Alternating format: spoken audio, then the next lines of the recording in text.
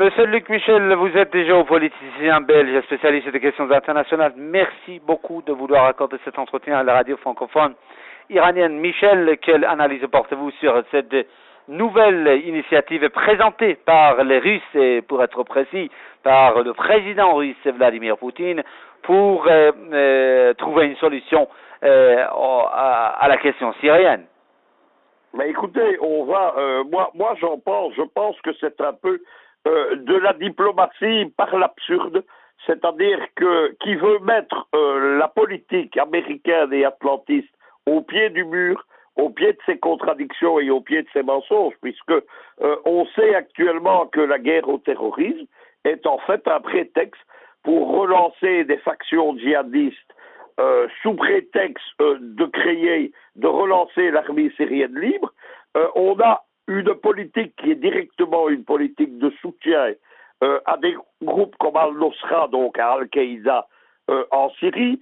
On a également le fait que les bombardements de l'armée turque, on le sait aujourd'hui, visent exclusivement les Kurdes qui précisément combattent Daesh. Et on sait que pour la première fois, les généraux américains, il y a une très grande force américaine qui est déployée, notamment avec des porte-avions en face des côtes du Liban. On y trouve également le porte-avions Charles de Gaulle, qui est aujourd'hui, ça explique l'abaissement de la France, sous le commandement d'un amiral américain, celui qui commande la 6e flotte. On sait que les généraux américains ont reçu l'ordre de frapper des cibles de l'armée arabe syrienne pour défendre ces groupuscules que l'on qualifie donc de laïcs ou de modérés, alors que ce sont des djihadistes simplement qui n'ont pas fait allégeance à Daesh. Quand on regarde la diplomatie russe, il ne faut pas perdre quelque chose. Il y a une fameuse interview de Poutine au Club Valdaï l'année précédente. Si j'ai bon souvenir, c'était au mois de septembre. Et Poutine avait précisé quels allaient être les grands axes, non seulement les grands axes de la politique russe, mais les grands axes de sa propre pensée. Il avait insisté sur le fait que la diplomatie, et il parlait aussi bien de la russe que de l'occidentale ou des autres, il avait dit que la diplomatie, c'était l'empire du mensonge. Il avait expliqué que les dialogues, que chaque jour les diplomates disaient blanc quand la réalité était noire, et souffler du froid quand il fallait du chaud. Je pense que la diplomatie russe actuelle, elle est dans ce cadre-là.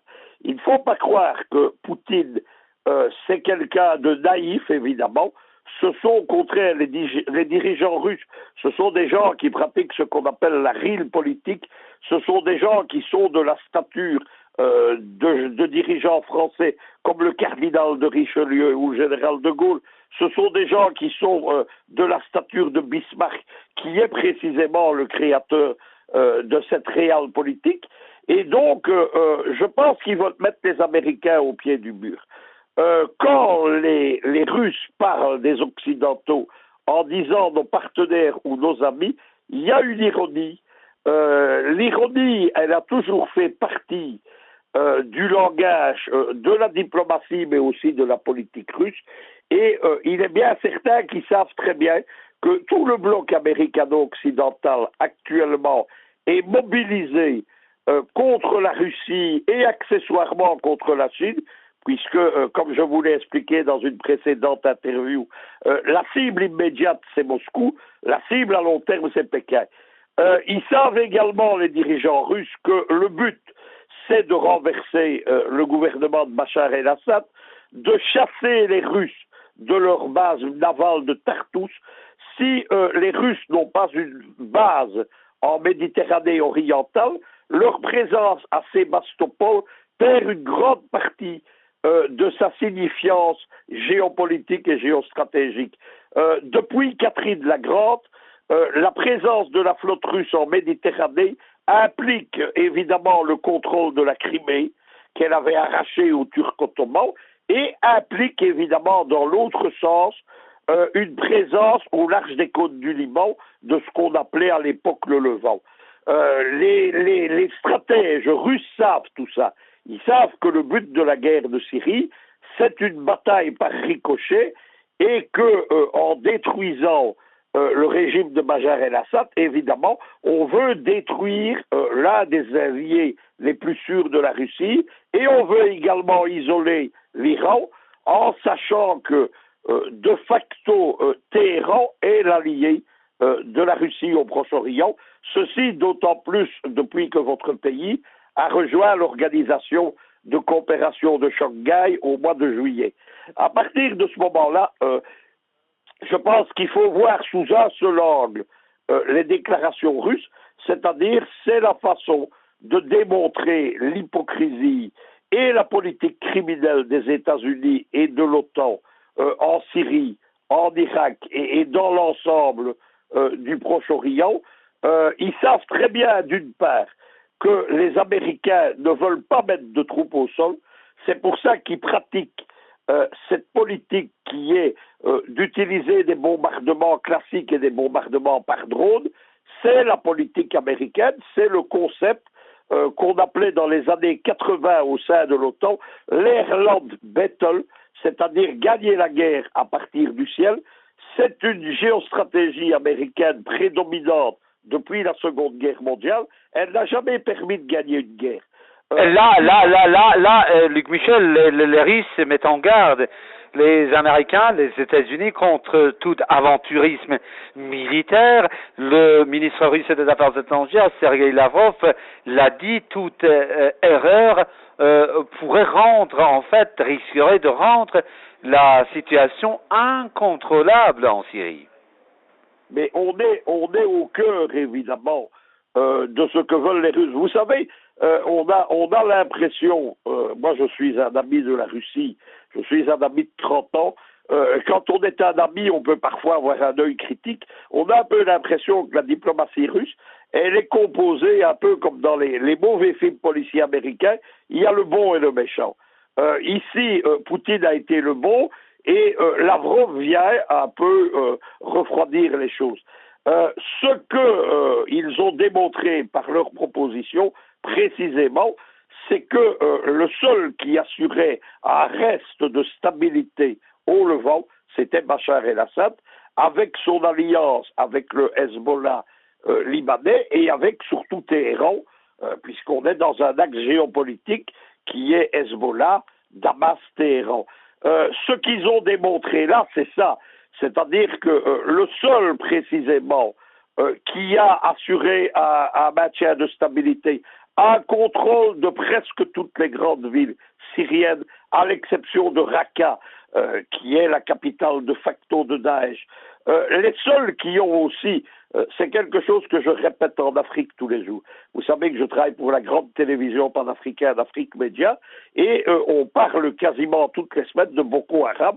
Boko Haram qui a fait allégeance à Daesh, donc qui fait partie de cette galaxie djihadiste radicale. Je répète à longueur de semaine qu'il faut s'inspirer de ce qu'a fait l'armée arabe syrienne et le président Bachar el-Assad. C'est le seul pratiquement qui a arrêté les djihadistes. Il faut voir comment ça s'est extrêmement mal passé en Irak, parce que les Irakiens sont extrêmement dépendants précisément de l'armée américaine. On a vu comment ça s'est mal passé ailleurs, et donc Bachar el-Assad, c'est le dernier îlot de stabilité. Il contrôle encore la partie utile de la Syrie. Dans des villes comme Damas, vous savez que je m'y rends régulièrement, on vit à peu près normalement s'il n'y avait pas la menace du terrorisme dans la banlieue. Et donc, c'est un modèle, Bachar el-Assad, de ce qu'il faudrait faire. Les Américains répondent à ce modèle. Bachar el-Assad doit partir. Ils organisent inlassablement des forces au départ de djihadistes, d'Al-Qaïda, etc., du front al-Nusra, pour détruire et pour fixer l'armée arabe syrienne, ce qui l'empêche d'ailleurs de partir à la reconquête des zones de la Syrie qui sont contrôlées par Daesh. Et maintenant, on a cette politique folle d'Obama, qui n'est pas du tout un président modéré, comme on essaye de le faire croire dedans, mais qui est en fait quelqu'un qui a mis à feu et à sang non seulement le Proche-Orient, mais une grande partie de l'Afrique actuellement. Eh bien, il y a cette politique folle qui conseille à dire aux généraux de l'US Air Force, pour protéger des djihadistes de la soi-disant armée syrienne libre, dit modérée, un djihadisme modéré, ça n'existe pas. Vous parlez à juste titre à Téhéran de tafkiris, mais c'est un terme qui ne prend pas ici en Europe. C'est pour ça qu'on parle par convenance de djihadisme. Vous parlez aussi à juste raison d'extrémisme terroriste religieux. C'est tout ça que représentent les gens que les Américains soutiennent. Dire maintenant que l'aviation américaine va intervenir en Syrie, en violation d'ailleurs de la souveraineté du gouvernement légitime et légal de Damas, pour frapper l'armée arabe syrienne lorsqu'elle voudra s'attaquer à ces forces dites modérées, c'est évidemment un scandale sans nom. Il y a d'autre part derrière tout ça, et moi je crois que c'est la cible réelle des déclarations de Poutine. Poutine veut démontrer que Bachar el-Assad est incontournable et que la seule solution en Syrie, c'est une discussion avec l'opposition véritablement nationale, pas l'opposition fantoche soutenue par les Saoudiens ou soutenue par Ankara. Et donc c'est ce qu'il démontre par ses propositions. Quand vous regardez tout ça, il y a aussi la politique turque. Il faut arrêter, c'est une tendance actuelle, c'est de dire que Ankara est en train de s'éloigner de la politique de l'OTAN ou des États-Unis. C'est à mon sens une mauvaise analyse. La Turquie, c'est toujours l'allié principal, le membre principal de l'Alliance Atlantique au Proche-Orient. Ce sont des liens militaires avec la Bundeswehr de Mme Merkel, avec l'armée française, avec la 6e flotte en Méditerranée, et ne l'oublions pas, il y a une alliance de facto qui existe depuis une dizaine d'années, malgré toute une comédie pro-palestinienne d'Erdogan, il y a une alliance de facto avec Israël, qui est une alliance militaro-politique. À partir de ce moment-là, ce que fait Erdogan, c'est une variante des plans américains qui a le soutien de l'Alliance Atlantique et des Américains. Que veut Erdogan? C'est assez simple. Depuis le début de la crise syrienne, Erdogan essaye d'imposer de facto une partition de la Syrie telle qu'elle a été effectuée lors de l'agression contre la Libye de 2011, où l'aviation de l'OTAN avait interdit le ciel de la Cyrénaïque, et une partition de facto telle que l'Irak de l'Ancien Régime l'a connue pendant presque ces 15 dernières années. À partir de ce moment-là, que veulent les Turcs? C'est imposer la même partition en Syrie avec une zone d'exclusion aérienne. La zone d'exclusion aérienne, elle couvrirait toute la partie limitrophe de la Turquie, donc le nord-est de la Syrie, et l'empêcherait l'armée arabe syrienne de bénéficier de son principal ajout tactique, de son principal avantage tactique, qui est l'aviation.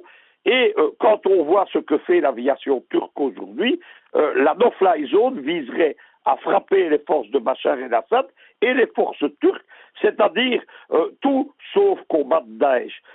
C'est ça les plans qui sont développés. La diplomatie russe, évidemment, elle connaît la capacité de nuisance des Occidentaux et des Américains. Et donc la proposition à Obama, qui est une proposition par l'absurde, à aucun moment, évidemment, les Américains n'adopteront une solution qui serait l'arrivée de forces russes qui pourraient se transformer rapidement en forces internationales d'interposition du type de casque bleu. Ils n'accepteront jamais ça en Syrie, et ils n'accepteront évidemment jamais une collaboration, ce qu'implique la proposition russe, avec l'armée de Bachar el-Assad. Mais au milieu de tout ça, évidemment, la position russe, qui est de dire Bachar el-Assad est la clé avec des négociations politiques, elle va apparaître d'une façon limpide et lumineuse comme la seule solution possible. Je pense qu'il faut souligner évidemment la façon dont joue la diplomatie russe et Vladimir Poutine. Je l'ai dit, ce ne sont pas des naïfs, et ils ont une façon d'avancer les pions qui est la seule possible actuellement, évidemment. La Russie ne pouvant pas intervenir, elle est au maximum de ce qu'elle peut faire aux côtés du gouvernement légitime de Damas. Les Russes, pour le moment, ne peuvent pas aller plus loin. Donc, ils tentent une série de coups. Il y a également le rapprochement avec votre pays, l'Iran, et je pense que tout ça va progressivement amener une reconfiguration, en sachant que les Américains veulent exactement l'inverse, c'est-à-dire qu'ils veulent augmenter le chaos dans la région, notamment en permettant à la Turquie de faire sauter un des verrous de la lutte contre Daesh, qui est l'État de facto constitué par le PYD et ses milices dans la zone syrienne, ce qu'on appelle le Kurdistan syrien.